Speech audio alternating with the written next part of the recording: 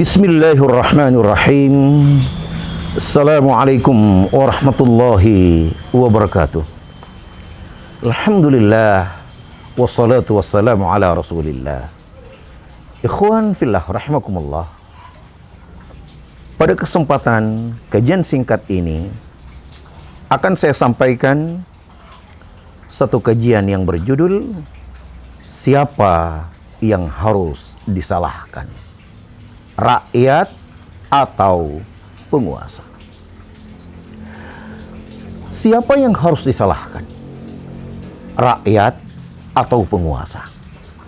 Setelah kemudian kita mencermati keadaan yang ada di negeri kita, pemerintah menyalahkan rakyatnya dan rakyat menyalahkan penguasanya. Kita ulang ke belakang.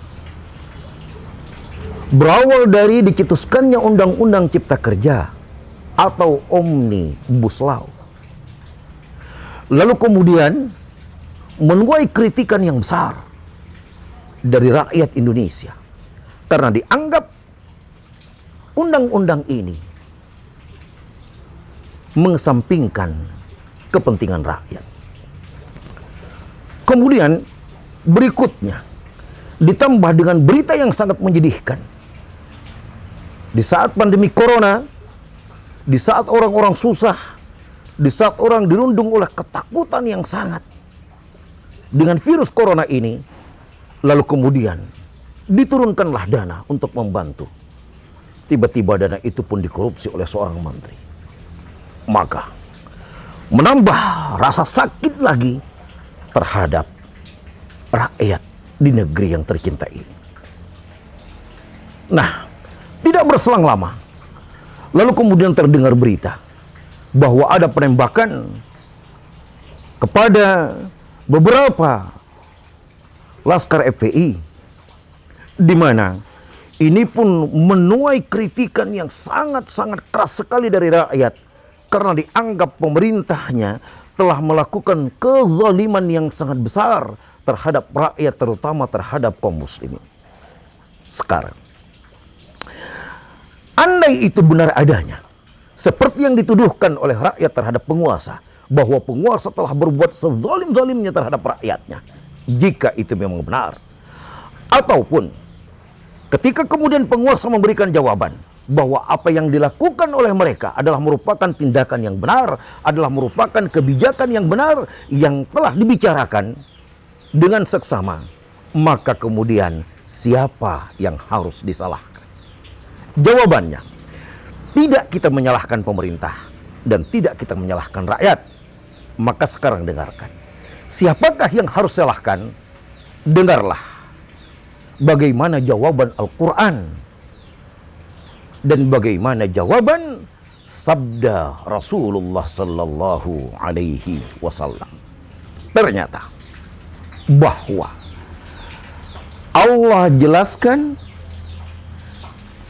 datangnya penguasa zalim kepadamu, andai itu memang zalim, semuanya adalah karena dosa-dosamu sebagai rakyat, kezalimanmu sebagai rakyat.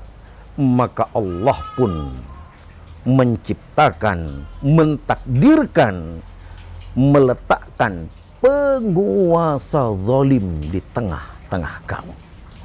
Sebagaimana firman Allah Subhanahu wa taala dalam surah Al-An'am ayat 129, "Wa kadzalika nuwalli ba'dadh zalimina ba'dan bima kanu yaksibun."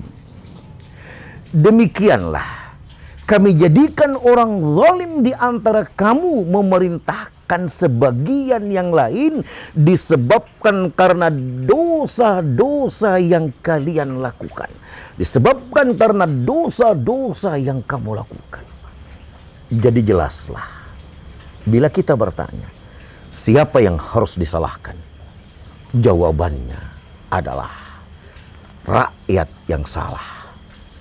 Karena mereka telah banyak melakukan zalim, kezaliman terhadap agama Allah, maka Allah pun membalas dengan azab. Diciptakannya didudukkannya, dikuasakannya seorang pemerintah atau penguasa zalim di tengah-tengah mereka.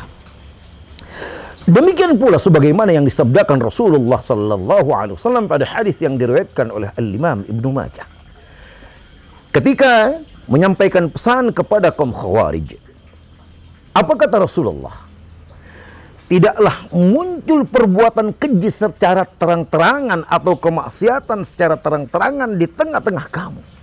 Seperti bebas berzina, merampok, begal, bebas minum minuman keras, berjudi, dan lain-lain dosa maksiat lainnya. Bahkan menahan zakat, meninggalkan salat, bahkan dosa-dosa menipu di pasar seperti mengurangi timbangan, mengurangi sukatan, berdusta, dan lain-lain sebagainya.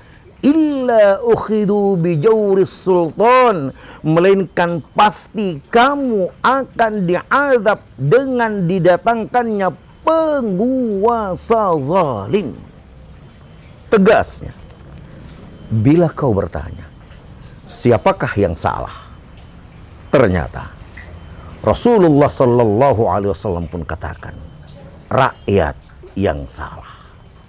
Karena ia telah banyak melakukan kezaliman kepada Allah, telah banyak melakukan kemaksiatan dan dosa-dosa kepada Allah, maka Allah azab dan hukum mereka dengan didatangkannya penguasa zalim di tengah-tengah mereka. Karena itulah Syekhul Islam Ibnu Qayyim dalam kitabnya Miftah Darus Sa'adah halaman 253 menjelaskan bahwa sesungguhnya seorang penguasa, tindak tanduk penguasa adalah merupakan cerminan atau gambaran dari rakyatnya. Bila di tengah-tengahmu ada penguasa zalim, berarti semuanya itu adalah karena rakyatnya yang telah berlaku zalim. Bila engkau selalu berlaku zalim, maka sudah pasti bahwa akan datang penguasa zalim di tengah-tengah kami. Sekarang pertanyaannya, siapakah yang harus silahkan? Rakyat atau penguasa? Maka jawaban yang paling benar, salahnya adalah pada rakyat. Demikianlah kajian singkat yang kami sampaikan dalam tayangan Zakir TV. Semoga Allah Subhanahu wa Ta'ala perlahan menghantarkan kita dan membimbing kita kepada petunjuk Allah Subhanahu wa Ta'ala dan Rasulullah sallallahu alaihi wasallam dalam hadis yang sahih, dan berdiri tegak di atas manhaj salaful ummah. Assalamualaikum warahmatullahi wabarakatuh.